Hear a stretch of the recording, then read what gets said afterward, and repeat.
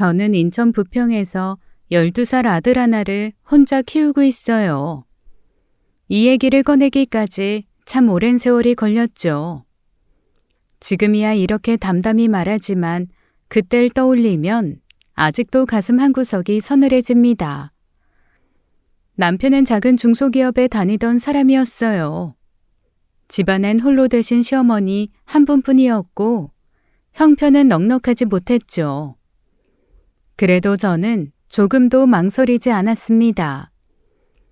남편은 말수가 적고 유한 사람이었어요. 어찌나 성실하고 우직한지 이 사람 곁이라면 평생 힘든 일은 없겠다 싶었죠. 번듯한 조건보다 사람 됨됨이가 먼저라 믿던 시절이었습니다. 살아보신 분들은 아실 거예요. 든든한 사람 하나가 곧 든든한 살림이라고 여겼죠. 신혼 초의 남편은 정말이지 가정적이었어요. 퇴근하면 한눈 한번 팔지 않고 곧장 집으로 돌아왔죠. 주말이면 제 손에 물 한 방울 묻히지 못하게 했습니다. 전 그런 남편을 정말로 믿었어요. 이 사람만은 절대 허튼 짓을 할 리 없다고 철석같이 믿었죠. 아들을 낳고도 그 다정함은 조금도 바래지 않았습니다. 전 결혼을 후회한 적이 단 한 번도 없었어요. 그렇게 아들이 7살이 되던 해였죠. 평온하던 우리 집 담장에 금이 가기 시작한 건 어느 늦은 밤이었습니다. 남편 친구의 아내에게서 전화 한 통이 걸려왔어요. 남편이 친구와 술을 마시고 있었고 친구 아내분이 자기 남편을 데리러 갔다가 우연히 들은 얘기라고 했죠. 지원 씨, 이런 말 전하기 정말 미안해요. 그래도 모르고 계시면 더 큰일 날 것 같아서요. 만복 씨가 글쎄 코인인가 뭔가에 모아둔 돈을 죄다 넣었다가 폭락해서 다 날리셨대요. 그것도 모자라 이번엔 대출까지 받아서 다시 넣어야 원금을 되찾는다고. 저희 남편한테 어찌나 진지하게 말을 하는지 지원 씨가 통 모르시는 눈치라 제가 다 잠이 안 와서요. 코인이요? 대출이요? 그이가요? 그게 정말 우리 그이 얘기 맞아요? 어디서 뭐 잘못 들으신 거 아니고요? 제가 두 귀로 똑똑히 들었어요. 나도 설마 했죠. 그렇게 알뜰하던 사람이 갑자기 이럴 리가 있나 싶어서요. 근데 입에서 술술 나오는 액수가 한두 푼이 아니더라고요.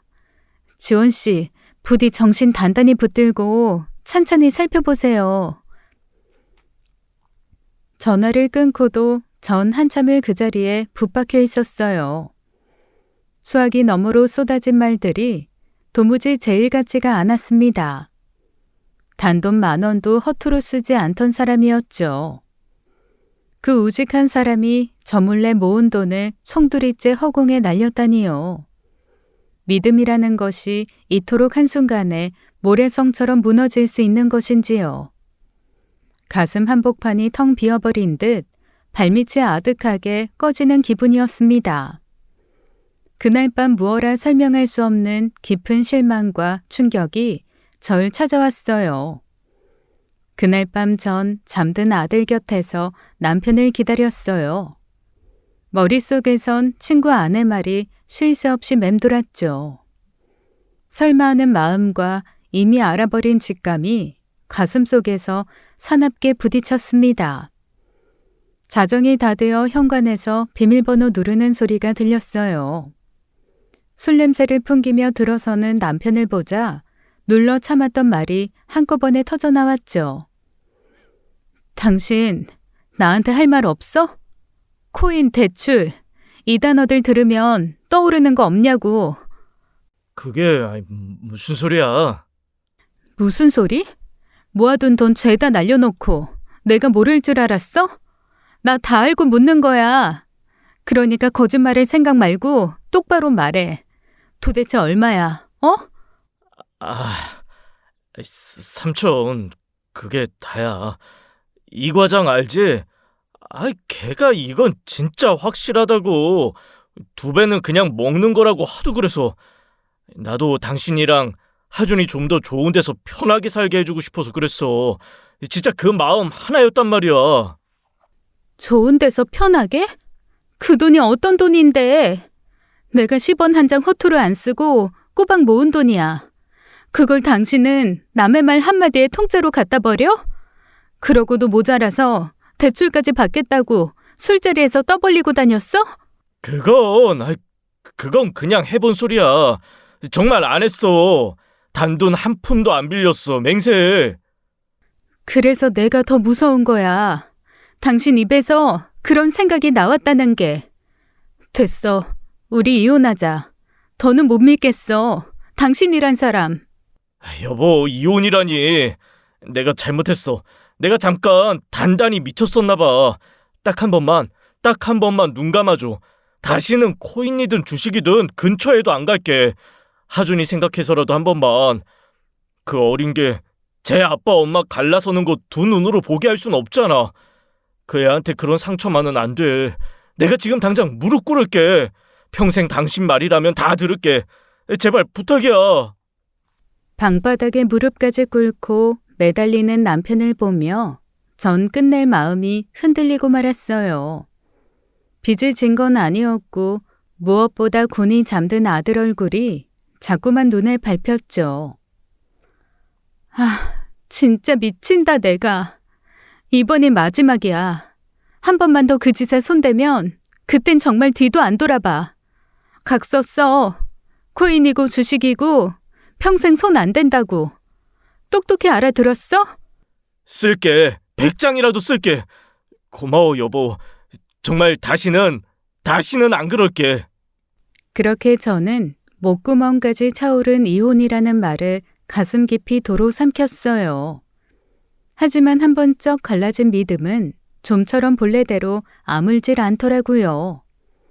그날 이후로 전 남편의 무심한 한마디, 늦어지는 퇴근 한 번에도 자꾸만 가슴이 철렁 내려앉곤 했습니다. 약속이라도 한 듯 한동안은 정말 잠잠했어요. 각서를 쓴 남편은 월급 봉투를 고스란히 제게 내밀었죠. 저도 조금씩 그날의 생채기를 덮어가고 있었습니다. 그런데 그 얄팍한 평호는 종이 한 장에 산산이 부서졌어요. 어느 날 우편함에 빚 독촉장이 꽂혀 있었죠. 우리 집엔 빚이라곤 한 푼도 없었기에 전 영문을 몰라 손끝이 떨렸습니다. 무언가에 홀린 사람처럼 전 곧장 등기부 등본을 떼어봤어요. 서류를 들여다본 순간 전 그 자리에 풀썩 주저앉고 말았죠. 멀쩡하던 우리 집은 이미 담보 한도 끝까지 대출이 잡혀 있었습니다. 따뜻하던 보금자리가 껍데기만 남은 깡통이 되어 있었어요. 머리 위로 하늘이 통째로 무너져 내리는 것만 같았죠. 전 사시나무처럼 떨리는 손으로 남편에게 전화를 걸었습니다. 당신 지금 당장 집으로 와. 아무것도 묻지 말고 그냥 와. 와서 이 등기부 두 눈으로 똑바로 보고 직접 설명해. 1시간 뒤 새파랗게 질린 얼굴로 남편이 들어섰어요. 이거 뭐야? 우리 집이 왜 깡통이 됐어? 담보 한도까지 싹 다 긁어다 쓴 이 대출. 당신이 한 거 맞지? 입이 달렸으면 어디 말을 해봐. 여보, 내 말 좀 들어봐. 이번엔 진짜 달랐어. 저번에 잃은 돈 그대로 둘 순 없잖아. 딱 본전만 되찾으려고 그랬던 거야. 본전?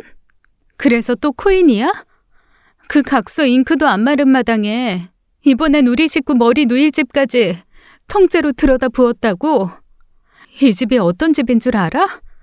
우리 세 식구 하나 남은 울타리잖아. 이거 하나 믿고 내가 그 지긋지긋한 일까지 다 가슴에 묻었는데 그걸 당신이 코인판에 갖다 바쳐? 그게 딱 한 방이면 다 메꿀 수 있었단 말이야. 다 계산이 서 있었어. 누가 이렇게까지 폭락할 줄 알았겠냐? 또 그놈의 한 방. 내가 미쳤지. 그냥 무릎 꿇는 거에 또 속아 넘어갔으니. 그래, 똑바로 말해. 그래서 지금 남은 돈 도대체 얼마나 남았어? 여보, 그게 일단 들어봐. 내가 이걸 왜 했겠어? 전부 다 우리 가족 잘 되라고 당신이랑 하준이 평생 발 뻗고 살게 해주고 싶어서 그런 거야. 나는 진짜 우리 식구들 생각밖에 없었어. 조금만 더 버티면 다시 오를 수도. 전 그 구차한 변명을 끝까지 듣고 있을 수가 없었어요. 가족을 위해서였다는 그 한마디에 전 이미 모든 것을 직감했죠. 이제 남은 돈 따위는 단 한 푼도 없다는 것을요. 온몸의 기운이 발끝으로 빠져나가는 듯한 아득한 허무가 밀려왔습니다. 기댈 벽 하나 없이 허공에 매달린 사람처럼 전 한동안 숨조차 제대로 쉬지 못했죠. 이건 한순간의 실수가 아니라 결코 돌이킬 수 없는 끝이라는 서늘한 예감이 들었어요. 끝이라는 예감은 바로 이튿날 더 끔찍한 얼굴로 들이닥쳤습니다. 남편은 밤새 한숨도 못 잔 듯 무언가에 단단히 홀린 사람 같았죠. 여보, 나 밤새 답을 찾았다. 아니 진짜 마지막으로 딱 한 번만 들어줘. 인생은 결국 한 방이야. 이대로 주저앉으면 우리 영영 못 일어나. 장인어른 장모님한테 가서 돈 조금만 빌려와. 한 5천만 빌리면 돼. 아이 그거 이번에 새로 뜨는 땡땡땡 코인에 넣으면 일주일 안에 10배는 그냥 튀어. 내가 밤새 다 알아봤다니까. 이번에 진짜야. 이거 한 방이면 집도 되찾고 빚도 다 갚고 우리 다시 떵떵거리고 산다고. 당신 지금 제정신으로 하는 소리야? 친정 부모님 노후자금까지 끌어다가 그 코인인지 뭔지에 쳐 넣자고? 여보, 이게 진짜 우리한테 마지막 동아줄이라니까. 이 타이밍 놓치면 우리 정말 끝이야. 더 듣고 있을 수가 없어 전 남편의 뒤통수를 있는 힘껏 후려쳤어요. 정신 차려 이 인간아. 일주일에 10배? 세상에 그런 게 있으면 누가 등골 빠지게 일하고 살아. 너 그 입으로 하준이 잘 살게 해주려고 했다는 그 얘기 한 번만 더 꺼내봐. 그 입을 재봉틀로 박아버릴 테니까. 늙은 부모 평생 모은 돈까지 노름판에 처박는 게 사람이 할 소리야? 됐어. 너랑은 여기까지야. 하준이 봐서라도 나 이 결혼 끝낼 거야. 그 순간 저는 분노보다 더 서늘하고 단단한 결심을 했어요. 이 사람과는 더 이상 한 지붕 아래 숨 쉴 수 없다는 것을요. 적어도 내 아들에게만은 이 진창을 물려줄 수 없었죠. 며칠 뒤 전 이혼 소송을 알아보러 변호사 사무실에 다녀왔어요. 무거운 마음으로 현관문을 연 순간 눈앞의 광경에 숨이 턱 막혔죠. 남편이 아들 방에서 돼지 저금통을 거꾸로 들고 탈탈 털고 있었습니다. 너 지금 그 손에 움켜쥔 거 뭐야?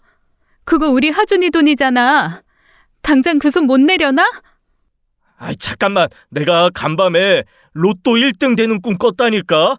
이번 주는 진짜 느낌이 딱 와. 이 돈으로 로또 몇 장만 사면. 전 남편 손에 쥐어진 동전들을 와랑 낚아챘어요. 야, 내놔. 그거 사야 된다고. 딱 10장만 사면 우리 인생 역전이라니까. 왜 자꾸 사람 될 일을 막고 그래? 저는 더는 참지 못하고 남편의 뺨을 짝소리가 나게 올려 붙이고 말했죠.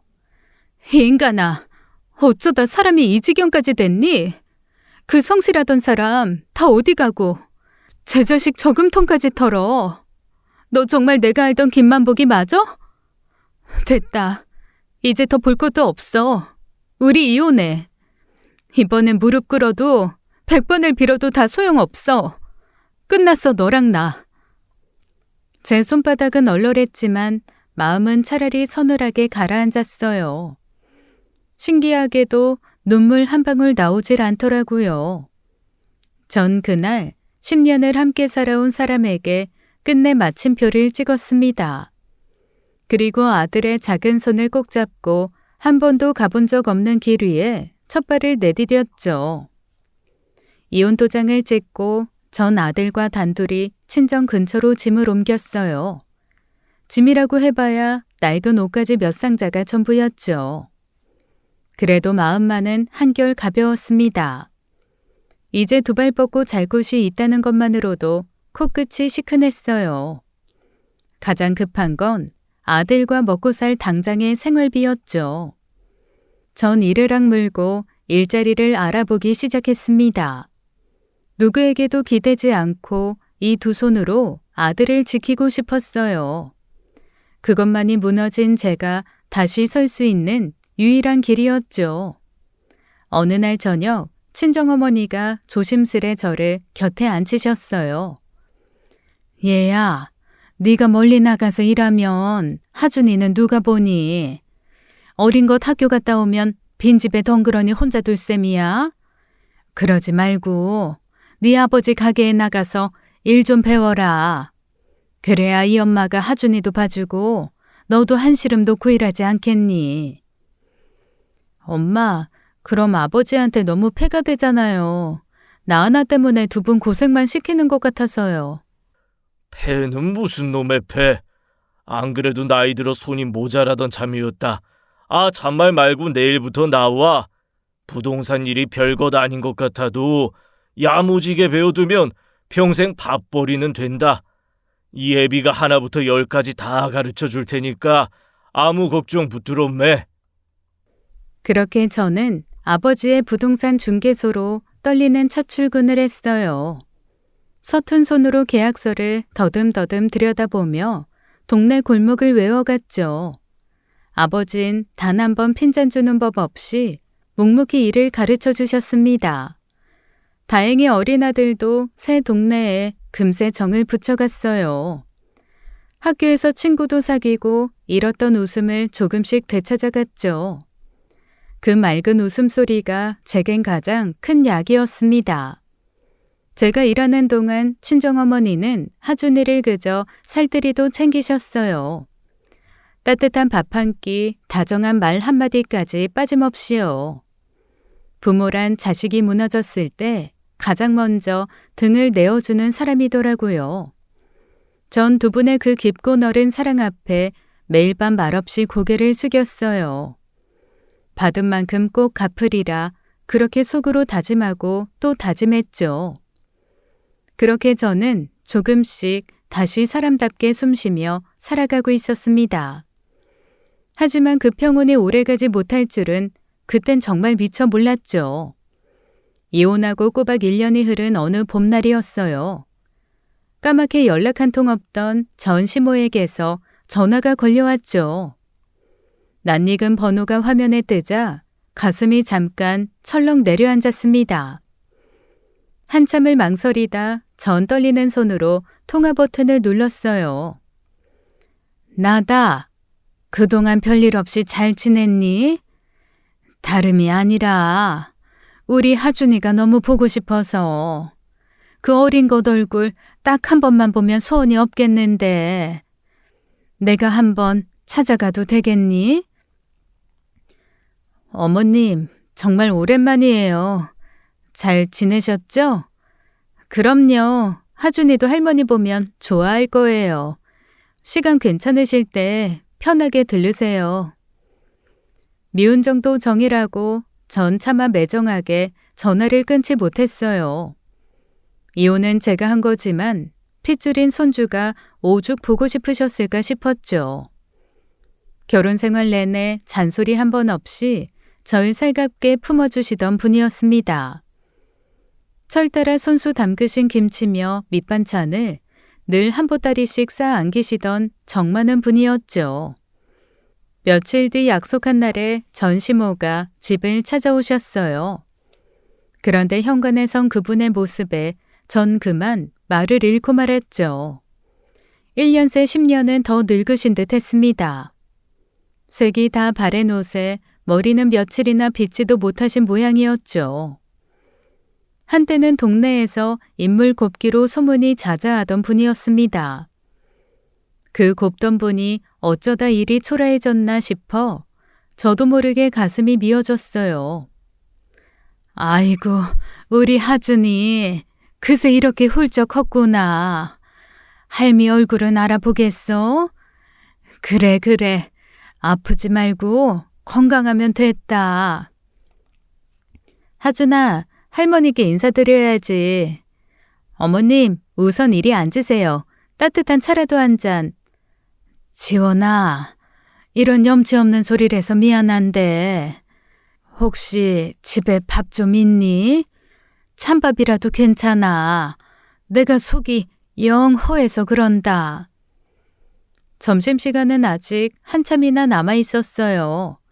그래도 줄인 배를 움켜쥔 노인을 그냥 두고 볼 수 없었습니다. 전 묻지도 따지지도 않고 부랴 따뜻한 밥상을 차렸어요. 전시모는 수저를 들기 무섭게 며칠은 꼬박 굶으신 사람처럼 밥을 드셨습니다. 국물 한 방울까지 싹싹 비우시는 그 마른 손이 보는 제 마음을 자꾸만 후벼 팠죠. 그 모습을 가만히 보는데 어쩐지 제 목이 다 메어왔어요. 손주가 보고 싶다던 그 말이 정말 전부가 아닐지도 모른다는 생각이 스쳤죠. 허겁지겁 밥을 넘기시는 그 야윈 등 뒤로 심상치 않은 그림자가 어른거렸습니다. 한때 그토록 정갈하시던 분이 대체 무엇이 그리 다급해 그 지경이 되셨을까요? 전 어렴풋이 직감했어요. 이 집 문턱을 다시 넘으신 건 단순한 그리움만은 아니라는 것을요. 식사를 마치신 전시목께 전 따뜻한 차를 한 잔 내어드렸어요. 전 한참을 망설이다 조심스레 운을 뗐습니다. 어머님, 요즘 어떻게 지내세요? 무슨 일 있으신 거 아니죠? 그 한마디가 떨어지기가 무섭게 전시모는 그만 울음보를 터뜨리고 마셨죠. 지원아, 내가 무슨 면목으로 이런 말을 하겠니? 그 못난 놈이, 네가 그렇게 친절머리를 내고 떠난 그 놈이 말이다. 글쎄 이혼하고도 정신을 못 차리고 또 그 놈의 코인인지 뭔지에 미쳐서 이 늙은 애미 집까지, 내 평생 단 하나뿐인 그 집까지 홀랑 팔아 처먹었단다. 내가 등골 빠지게 모은 그 집을 그 돈마저 다 날려먹고 이제 이 애미가 어디 사는 줄 아니? 햇빛 한 주 만드는 지하 단칸방이다. 쌀독 빈지가 언젠데 수중에 돈이 한 푼이 없어서 맹물에 설탕 타서 배 채운 게 벌써 며칠째인지 모르겠어. 자식 하나 똑바로 못 키운 죄로 이 나이 먹도록 늙음하게 이게 무슨 꼴이냔 말이야. 차라리 두 눈 딱 감고 죽어버리는 게 낫겠다 싶은 날이 하루 이틀이 아니구나. 어머님, 세상에, 그게 무슨, 어쩌다 그 지경까지 가셨어요. 다 내가 못나서 그런 거지. 자식 하나 똑바로 못 키운 이 애미 죄다. 누굴 탓하겠니? 그래도 가슴에 쌓이고 쌓인 게 하도 많으니 이 서름 풀어놓을 때가 너밖에 없더구나. 이혼한 며느리 붙잡고 이 무슨 추태인지. 미안하다 지원아. 내가 주책이었다. 행여 너한테까지 짐이 될까봐 그게 제일 두렵구나. 더 패기치기 전에 그만 일어나마. 그렇게 눈물을 훔치며 자리에서 일어서시던 전시모가 문득 걸음을 멈추셨어요. 지원아, 이런 말까지 꺼내는 내가 정말 벼락 맞을 년이다만 염치 없는 줄 뻔히 알면서도 당장 쌀이라도 한 대박 사게 딱 10만 원만 좀 빌려줄 수 있겠니? 늙은이가 며칠을 내리 굶었더니 눈앞이 다 노래서 그런다. 한 번만 이 못난 늙은이 사람 한 번 살려주는 셈 치고, 아니면 나 장례 치른다. 저는 차마 그 떨리는 말을 외면할 수가 없었어요. 부랴부랴 안방으로 들어가 가지고 있던 현금을 주섬주섬 꺼냈죠. 딱 10만 원만 드리려던 손이 저도 모르게 자꾸만 지폐를 더 보태고 있었습니다. 한때나마 제 어머니였던 분이 끼니를 굶는다는 게 도무지 견딜 수가 없었어요. 어머님, 이거 받으세요. 100만 원이에요. 갚으실 생각은 아예 마시고요. 우선 쌀부터 넉넉히 사시고 따뜻한 거 든든히 챙겨 드세요. 끼니 거르지 마시고요. 네? 전 시모는 그 돈을 두 손으로 받아주고는 또 한참을 흐느껴 우셨죠.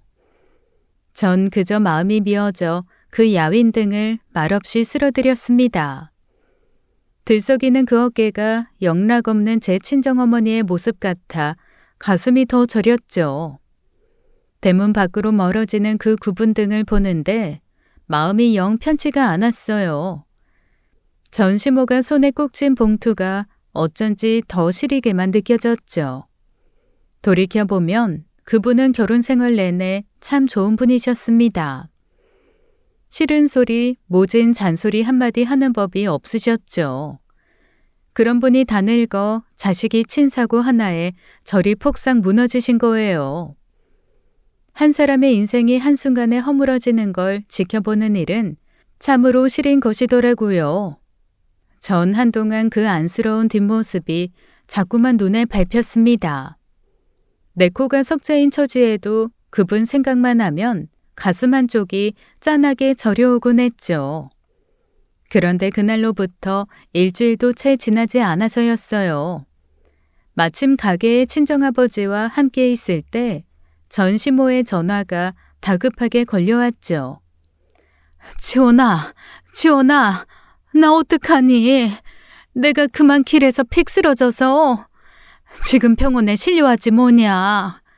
입원을 해야 한다는데 돈이 없어서 이 세상에 너밖에 부탁할 사람이 없어서 염치불구하고 또 전화를 했다.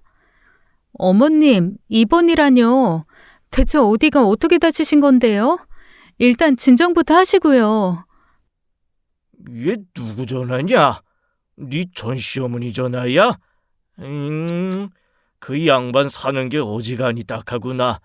아, 노인네가 병원에 덜컥 누웠다는데 어쩌겠니? 애비가 돈 보낼 테니 얼른 좀 붙여드려라. 아, 그래도 사람 목숨이 먼저지. 아버지의 그 말씀에 기대어 전 다시 한번 돈을 붙여드렸어요. 그때까지만 해도 그저 한때의 어려움을 거두는 일이라 여겼죠. 근데 그게 그만 화근이었을까요? 그날 이후로 전시모의 연락은 날이 갈수록 잦아지기 시작했습니다. 이번엔 약값, 다음엔 밀린 월세, 그 다음엔 터진 보일러였죠. 핑계는 매번 그럴듯했고 끝에는 늘 돈 이야기가 따라붙었어요. 지원아, 이번이 정말 마지막이다. 글쎄 옆방 김씨한테 꾼 돈을 못 갚으면 길바닥에 나은 게 생겼는데 딱 50만 원만 더, 응? 이 늙은이 한 번만 더 살려주는 셈치고. 어머님, 솔직히 말씀해보세요. 정말 무슨 다른 일 있으신 거 아니에요? 처음에 그 애틋하던 마음이 조금씩 불편한 의심으로 바뀌어 가더라고요. 무언가 단단히 잘못 돌아가고 있다는 서늘한 느낌이 자꾸만 등줄기를 타고 올랐죠. 어머님, 죄송하지만 이젠 저도 더는 못 도와드려요. 저도 어린 것 혼자 키우며 하루하루 빠듯하게 사는 형편이라서요. 죄송합니다. 너무 서운하게는 생각 마시고요. 그렇게 한 발 물러서면 자연히 잠잠해지실 줄로만 알았어요. 하지만 그건 저의 너무나도 아니란 착각이었죠. 며칠 뒤 하필 친정아버지가 잠깐 자리를 비운 사이였어요. 가게 문을 벌컥 열고 들어선 건 다름 아닌 전시모였죠. 그 얼굴엔 며칠 전에 가엾던 기색 대신 낯선 뻔뻔함이 서려 있었습니다. 불과 며칠 사이에 과연 같은 사람이 맞나 싶을 만큼 눈빛이 싹 달라져 있었죠. 너 요새 전화를 왜 그렇게 피하니? 내가 사정이 아주 급해서 그래. 돈 좀 또 융통해봐라. 어머님, 지난번에 분명히 말씀드렸잖아요. 저도 정말 어려워요. 더는 못 도와드립니다. 뭐라고? 못 도와줘? 예, 내가 너 시집살이 단 하루라도 시켰니? 내가 너한테 얼마나 잘해줬는데. 그 반찬이며 살림이며 내가 너 끼고 산 세월이 몇 년인데 사람이 어려울 때 서로 돕고 사는 게 그게 사람돌이지 이게 은혜를 갚는 거야? 너 어디서 그런 못된 버르장머리를 배워먹었어? 저는 하도 어이가 없어 말문이 턱 막혔어요. 그런데 그분이 다짜고짜 책상 쪽으로 성큼성큼 다가오시는 거예요. 그러더니 친정아버지 책상 서랍까지 함부로 뒤지기 시작했죠. 그 손에는 어느새 아버지가 넣어둔 현금 200만 원이 쥐어져 있었습니다. 전 기겁을 하며 그 돈을 와락 도로 빼앗았어요. 왜? 좀 쓰겠다는데 왜? 너니 늙은이가 불쌍하지도 않니? 제 자식한테 버림받고 길바닥에 나은 게 생긴 내가 가엾지도 않냐고. 어머님, 이건 제 돈도 아니고 친정아버지 돈이라고요. 어머님 사정 딱한 거 저도 알아요. 하지만 이건 정말 아니잖아요. 결국 저희 둘은 가게가 떠나가라 언성을 높이고 말았죠. 저도 더는 물러설 수가 없었습니다. 어머님, 이제 똑똑히 들으세요. 저랑 어머님은 남남이에요. 제가 그 집에서 도장 찍고 나온 그 순간부터요. 어머님 처지 안 된 거 저도 마음 아파요. 정말이에요. 하지만 그건 어머님 아들이 제 전 남편이 바로 그 사람이 다 만들어 놓은 일이잖아요. 그러니 돈 필요하시면 그 사람한테 가서 받으세요. 그 사람 아직 사지 멀쩡하니 돈 벌 수 있잖아요. 애먼 저한테 이러지 마시고요. 그만 제 가게에서 나가주세요. 뭐? 남남? 이 매정하고 독한 년? 그래, 어디 한번 두고 보자. 너 천벌 받을 거야. 천벌을. 사지가 썩어 문드러질 거다. 나보다 먼저 죽을 것이여. 곱게도 못 죽고 피를 한 사발 보고 죽을 거야. 그분은 입에 담지 못할 욕설을 퍼붓고는 끝내 문을 박차고 나가버리셨어요. 텅 빈 가게에 홀로 남은 저는 한참이나 두 다리가 후들거렸죠. 그 곱고 정 많던 분이 어쩌다 저렇게까지 돌변하셨는지 도무지 믿기지가 않았습니다. 차라리 그게 끝이었다면 다행이었을 거예요. 하지만 그날 그분이 내뱉은 저주는 그저 시작에 불과했습니다. 그 일이 있고 며칠 뒤였어요. 전 시모가 또다시 가게 문을 벌컥 열고 들어섰죠. 이번엔 아예 단단히 작정하고 온 얼굴이었습니다. 지원아, 내가 곰곰이 생각을 좀 해봤다. 너랑 나야 이제 남남이라고 치자. 그래도 우리 하준이랑 나는 엄연한 핏줄이야. 남이 아니라고. 그러니 네가 그렇게 돈을 못 주겠다면 우리 하준이는 이 할미가 데려가서 키우마. 그게 싫으면 그럼 매달 꼬박꼬박 이 늙은이 생활비를 내놔라. 자, 어쩔 테냐, 응? 하준이를 데려가겠다는 그 말에 결국 제가 돌아버리고 말았어요. 어머님, 지금 그걸 말이라고 하세요?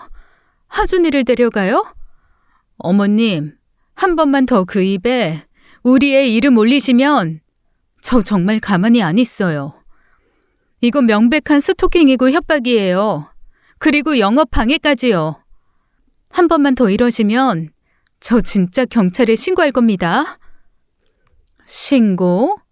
어디 해봐라 해봐. 그래, 나 돈 받기 전엔 여기서 단 한 발짝도 안 나간다. 어디 누가 이기나 한번 해보자. 그러더니 전 시모는 정말로 가게 바닥에 벌렁 들어 누워버리는 거예요. 대자로 뻗어 때를 쓰는 노인 앞에서 전 하도 기가 차서 말문조차 막혔죠. 한때 그토록 점잖으셨던 분이 어쩌다 이 지경까지 망가지셨나 싶어 비참한 심정마저 들었습니다. 하필 그때 집을 보러 손님 두 분이 문을 열고 들어오셨어요. 그분들은 바닥에 누운 노인과 저를 번갈아 보더니 슬그머니 발길을 돌리셨습니다. 어렵게 잡아둔 손님이 그렇게 두 눈앞에서 허망하게 떠나가 버렸죠. 오래 공들인 거래가 한순간에 물거품이 되는 걸 보자 참담함이 울컥 치밀어 올랐어요. 더는 단 1초도 참을 수가 없었습니다. 저는 단박에 112 버튼을 눌렀어요. 잠시 뒤 경찰관 두 분이 가게로 들어섰죠. 아이고, 경찰 양반, 이것 좀 보소. 글쎄 이 못된 며느리년이 늙고 병든 시애미를 나 몰라라 길바닥에 내쫓는다오. 내가 이 집에 쏟은 정성이 얼만데 세상 천지에 이런 불효막심한 며느리가 또 어디 있단 말이오.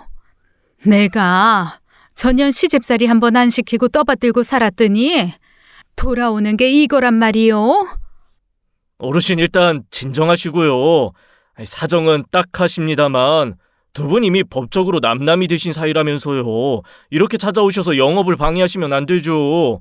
자꾸 이러시면 어르신께서도 처벌 받으실 수 있어요. 오늘은 그만 돌아가시는 게 좋겠습니다. 뭐? 처벌? 내가? 그래, 니들 죄다 한통속이지. 에라이 다같이 천벌받을 것들, 똥물에 튀겨 죽을 것들, 구더기 팝이나 되라. 그분은 경찰 앞에서 한바탕 모진 저주를 퍼붓더니 꽁무니가 빠지게 주랭랑을 치셨어요. 소란이 잦아든 텅 빈 가게에 주저앉아 깊은 한숨이 절로 나오더군요. 하지만 그날 일은 앞으로 닥쳐올 일에 비하면 아무것도 아니라는 걸 그땐 정말이지 꿈에도 알지 못했습니다. 그날 저녁 친정 부모님께 낮에 있었던 일을 낱낱이 전해드렸어요. 두 분은 한동안 기가 막혀 말을 잇지 못하셨죠. 세상에 그런 경우가 어디 있냐며 아버지는 혀를 끌끌 차셨습니다. 다음에 또 그 인간 찾아오거든 절대 너 혼자 상대하려 들지 마라. 괜히 말 섞을 것도 없다.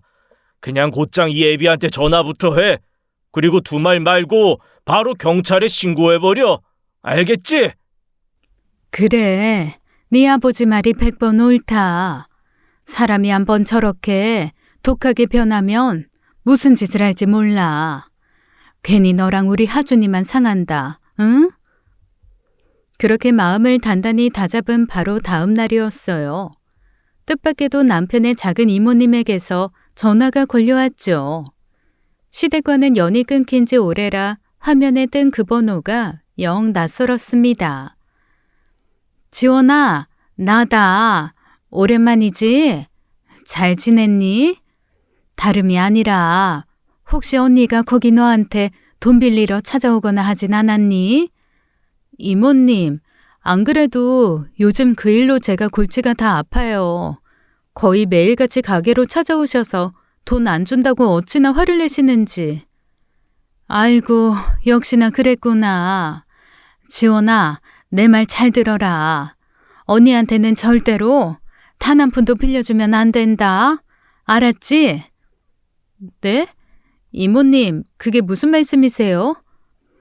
실은 언니가 친척이란 친척한텐 죄다 손을 벌렸어. 그것도 한두 푼이 아니라 아주 큰 돈을.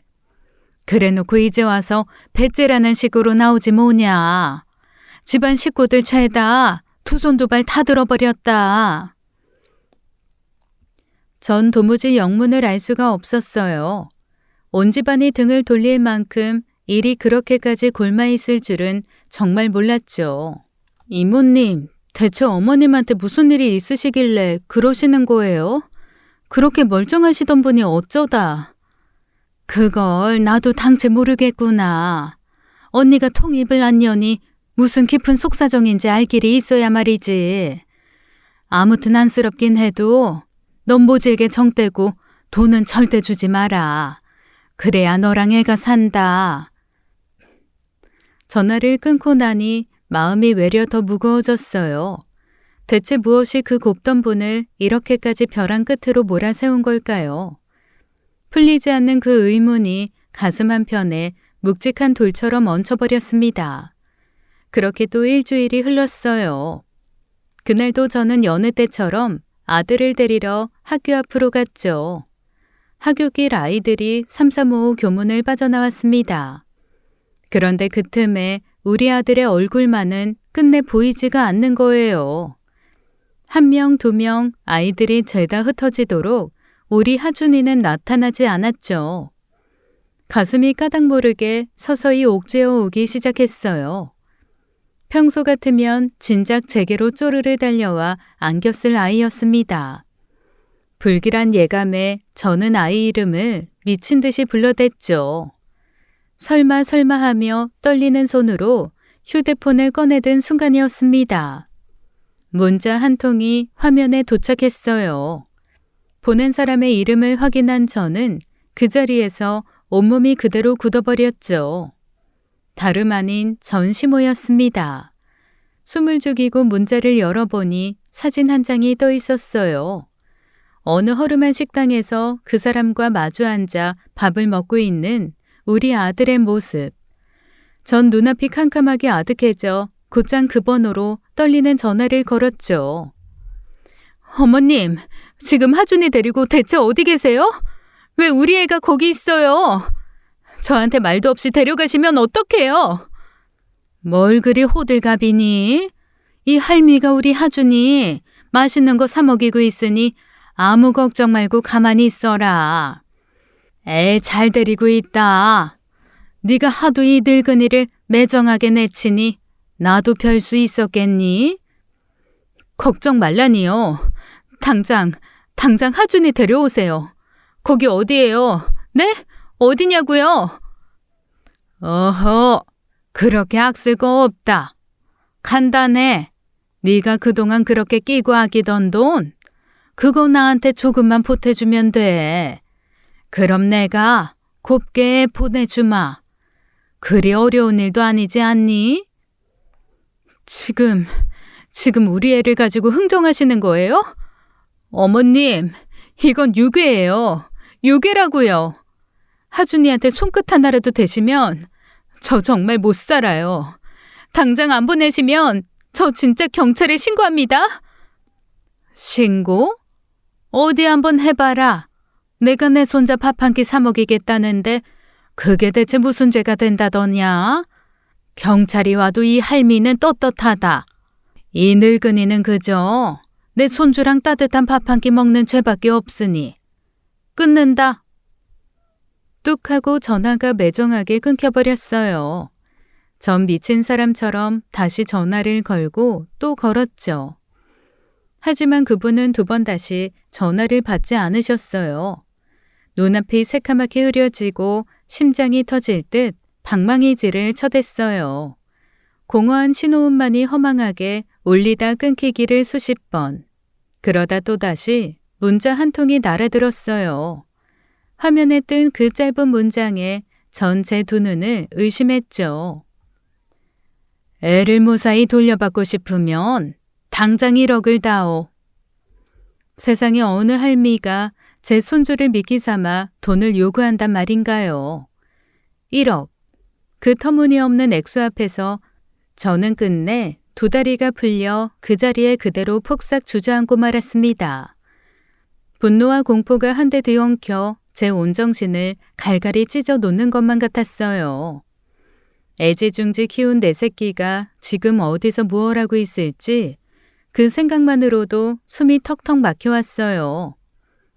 혹여 우리 아이가 겁에 질려 울고 있을까봐 가슴이 미어 터질 것만 같았죠. 하지만 이대로 주저앉아 넋을 놓고 있을 수만은 없었어요. 전 가까스로 정신을 부여잡고 떨리는 손가락으로 112를 눌렀죠. 여보세요?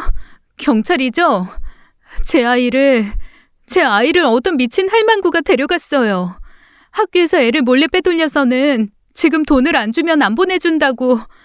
우리 애가 제발 우리 애 좀 찾아주세요. 신고자분 우선 진정하시고요. 지금 계신 위치가 어디십니까? 저희가 곧장 출동하겠습니다. 신고를 마치기 무섭게 전 곧바로 친정에 전화를 걸었어요. 수화기 너머로 제 울음 섞인 목소리를 들은 부모님은 자초지종을 듣자마자 한 걸음에 달려오셨죠. 뭐? 그 미친 노망난 할망구가 끝내 하준이를 이런 천하의 미친 것을 보았나? 지연아, 정신 똑바로 차려라. 경찰에 신고했지? 우리 하준이 무슨 일이 있어도 찾는다. 아버지가 그년 절대 가만 안 둬. 당장 새고랑을 재워서라도 콩밥을 먹여야지. 아이고, 우리 강아지, 우리 하준이. 지원아, 울지만 말고 어서 그 사람 번호랑 문자 경찰분들께 죄다 보여드려라. 응? 얼마 지나지 않아 경찰관들까지 집으로 들이닥쳤어요. 좁은 집안은 순식간에 발칵 뒤집혀 그야말로 아수라장이 되었죠. 경찰은 제게 전 시모의 평소 거처와 행적을 캐물었고 전 아는 것을 죄다 쏟아냈습니다. 하지만 지하 단칸방이라던 그 말 말고는 정확한 주소조차 몰라 더더욱 애가 탔어요. 전 그 와중에도 손을 멈추지 못하고 전 시모에게 전화와 문자를 거듭 또 거듭 보냈습니다. 하지만 돌아오는 건 그저 무심한 침묵뿐이었어요. 그러다 또 한 번 그 잔인한 문자가 화면을 밝혔죠. 1억을 보내면 그때 손주를 곱게 돌려보내겠다. 그 한 줄을 본 친정아버지는 분에 못 이겨 주먹을 부르르 떠셨습니다. 어머니는 제 손을 꼭 붙잡고 함께 눈물을 훔치셨어요. 온 식구가 발만 동동 구르던 그 시간이 어찌나 길고 잔인하던지요. 경찰은 사태가 심상하다 보고 곧바로 수사에 착수했어요. 전 시모 휴대폰 위치 추적을 신청하고 통신 기록과 금융 내역까지 샅샅이 훑기 시작했죠. 전 두 손을 모아 그저 아이가 무사하기만 빌고 또 빌었습니다. 시간이 흐를수록 1분 1초가 천년처럼 더디게만 흘러갔어요. 어머니의 다급한 연락을 받고 여동생이 한 걸음에 달려왔어요. 발만 동동 구르던 우리와 달리 동생은 이상하리 많지 침착했죠. 동생은 제 휴대폰을 받아들고 그 문자 속 사진을 뚫어져라 한참 들여다봤습니다. 그 눈빛이 어쩐지 예사롭지 않았어요. 이내 무언가를 알아챈 듯 동생의 두 눈이 번쩍 뜨였죠. 언니, 잠깐만. 이 사진 배경 좀 봐. 이 촌스러운 꽃무늬 벽지에 노란 멜라민 그릇. 이거 땡땡 분식집이야. 그것도 요 앞.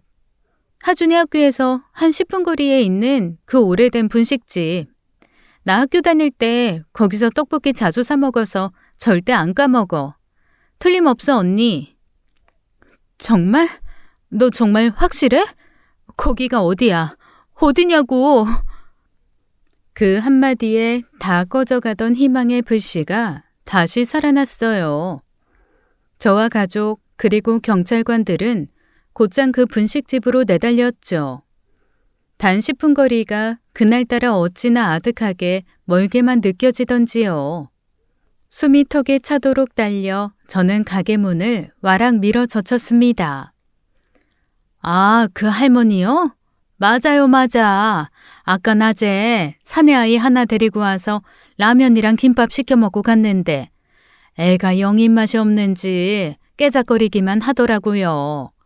제 손주라면서 어찌나 애를 어르고 달래던지. 아니, 무슨 일 있어요? 우리 아이가 분명 그 자리에 있었다는 말에 그만 다리가 다 휘청거렸죠. 경찰은 지체 없이 식당과 인근 골목의 CCTV를 모조리 확보했어요. 화면 속 두 사람의 동선을 한 컷 한 컷 되짚어 분석하기 시작했죠. 그리고 마침내 결정적인 한 장면이 우리 눈앞에 펼쳐졌습니다. 전 시모가 우리 아이의 손을 꼭 붙든 채 어느 허름한 골목 안으로 걸어 들어가는 모습이었어요. 당신이 산다던 바로 그 지하 단칸방 쪽이었죠. 흐릿한 화면 속 영문도 모른 채 끌려가는 아이의 작은 얼굴을 본 순간이었습니다. 가슴 밑바닥에서 안도와 분노가 한꺼번에 울컥 솟구쳤어요. 저 여린 손을 끌고 가는 그 뻔뻔한 뒷모습엔 피가 거꾸로 솟구치는 듯 했죠. 저 천하의 몹쓸 사람을 봤나? 어딘 것을 내 인연을 잡기만 해봐라. 두말 없이 그 길로 감방에 쳐넣어버릴 테니. 여보, 좀 고정해요. 지원아, 너도 너무 애태우지 마라. 봐라, 우리 하준이 멀쩡히 잘 걸어가고 있잖니. 별일 없을 거다. 곧 네 품에 안긴다, 응? 경찰은 그 영상 동선을 토대로 마침내 전 시모의 정확한 주소를 잡아냈어요.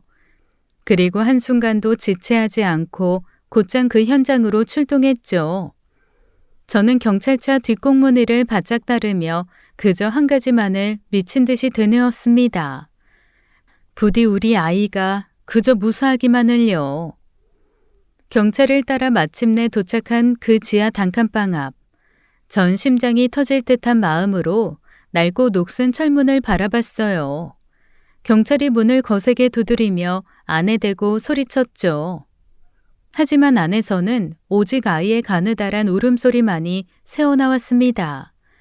귀에 익은 그 울음소리에 전 미친 사람처럼 철문으로 달려들었어요. 당장이라도 맨손으로 문을 뜯어내고 싶은 심정이었죠.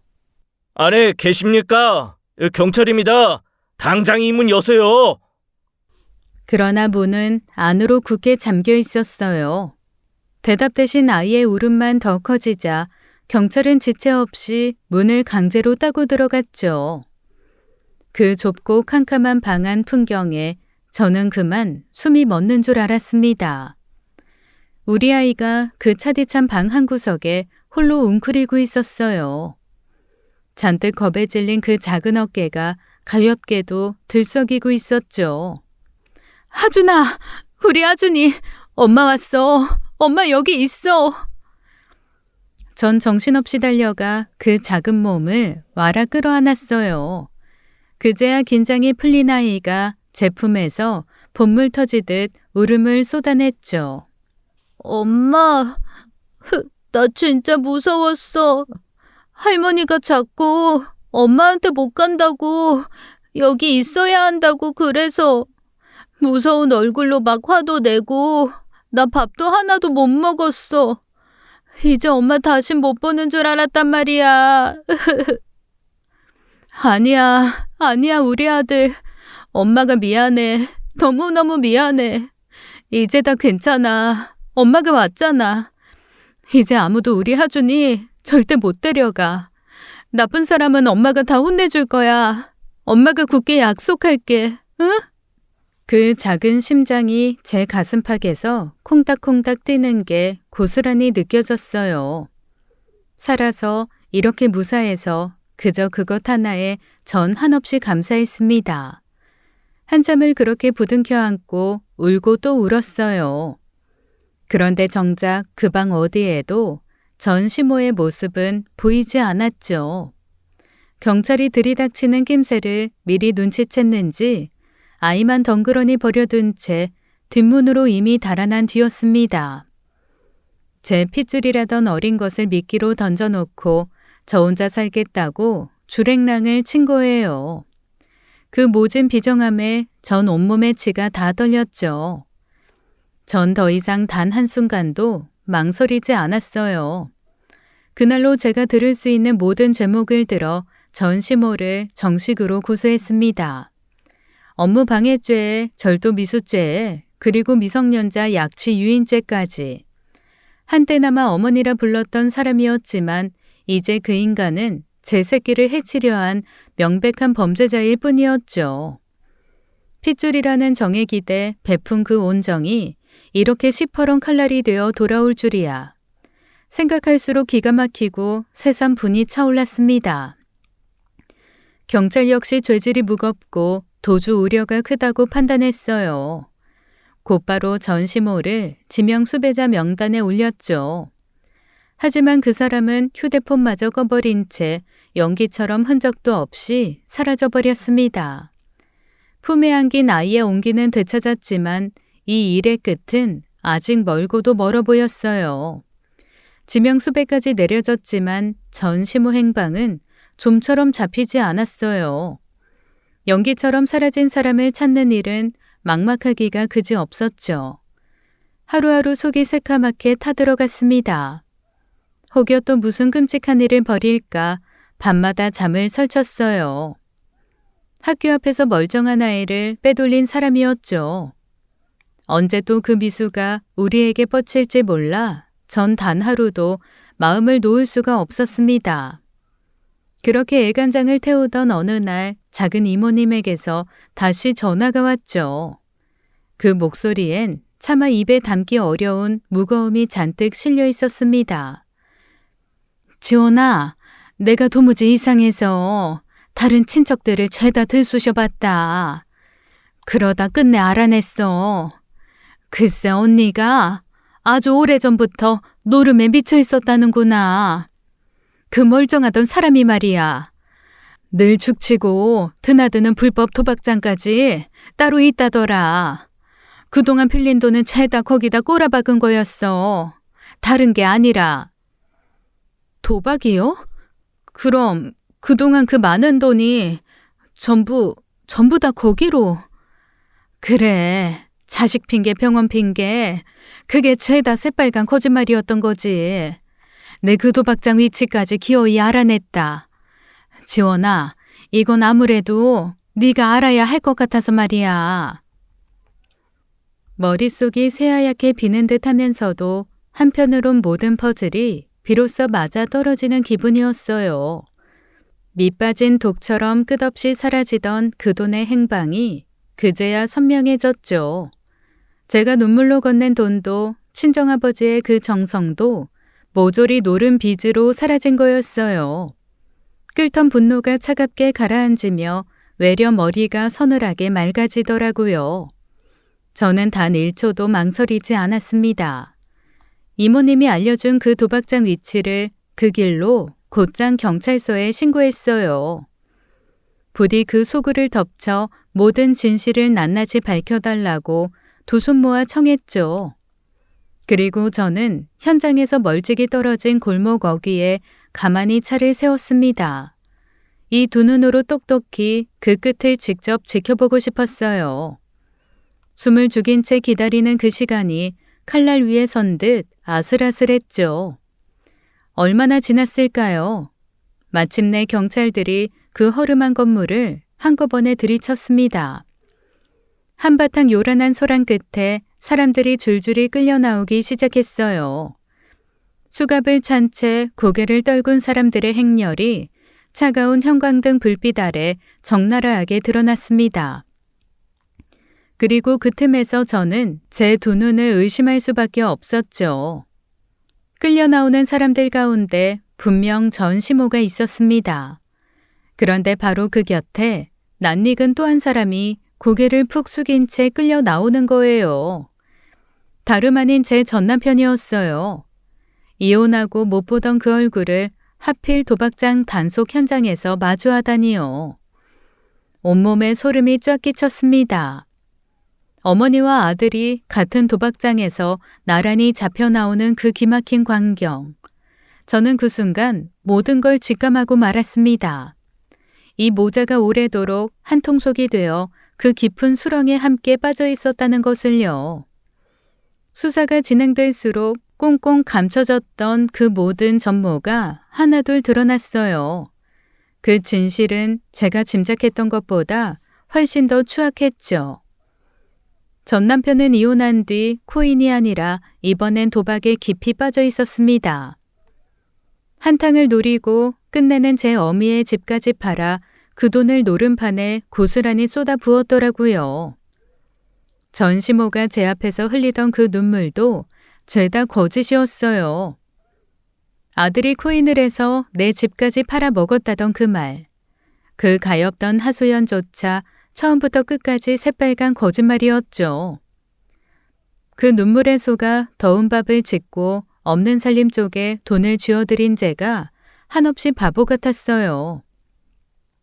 그러나 끓는 분노보다 앞선 건 차라리 뼈아픈 환멸이더라고요.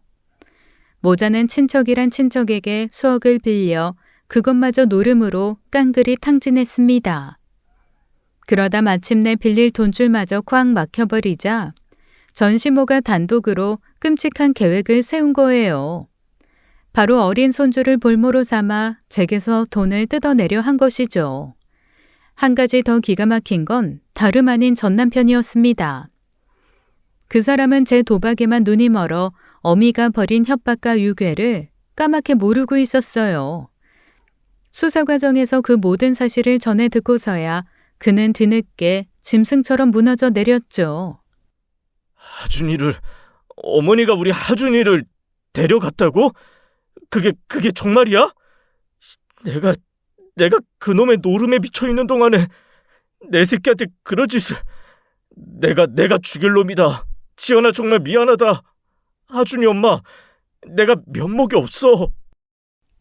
하지만 그 뒤늦은 눈물은 이미 돌이키기엔 너무도 늦은 것이었어요. 한때 부부였던 사람의 통곡 앞에서도 제 마음은 끝내 얼음장처럼 가라앉아 있었습니다. 저는 조사받는 두 사람 앞에 단 한치의 흔들림도 없이 똑바로 마주 섰죠. 똑똑히 들어요. 우리 하준이의 친권도 양육권도 그 전부가 다 나한테 있습니다. 앞으로 두 분이 다시는 그의 근처에 얼씬도 못하게 할 거예요. 그리고 두 분이 저지른 짓은 그저 집안 간의 다툼 같은 게 절대 아닙니다. 빼도 박도 못할 명백한 범죄예요.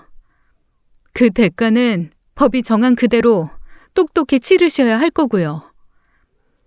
법은 차갑고도 공정했어요. 전시모는 미성년자 약취 유인 등의 죄로 끝내 실형을 선고받았죠. 전 남편 역시 상습 도박과 그에 얽힌 범죄들로 마땅한 처벌을 받았습니다. 그 누구를 탓할 것도 없는 철저한 자업자득의 길이었어요. 모진 비바람이 휩쓸고 지나간 그 자리에 비로소 잔잔한 평온이 찾아왔죠.